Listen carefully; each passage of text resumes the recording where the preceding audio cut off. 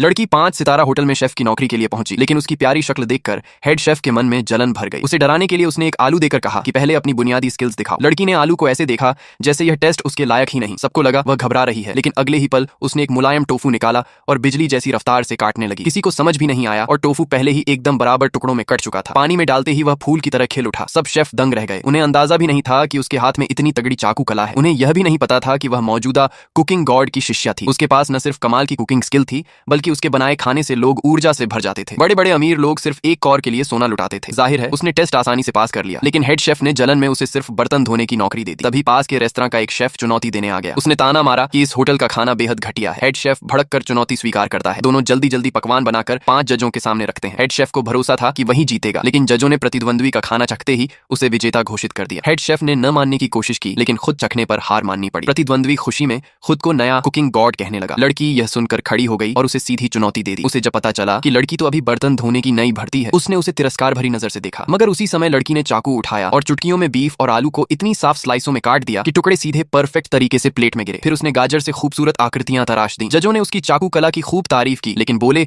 कि असली पकवान बनाना आना जरूरी है। लड़की किसी बात से विचलित नहीं हुई। उसने पैन गर्म किया, तेल डाला और कुछ ही देर में डिश तैयार कर दी। जजों ने उसका पकवान देखा। वह दिखने में ही बेहतरीन था। उन्होंने एक और चखा और तुरंत उनकी आंखों में खुशी चमक उठी। उन्होंने कहा कि यह उनकी जिंदगी का सबसे स्वादिष्ट पकवान है।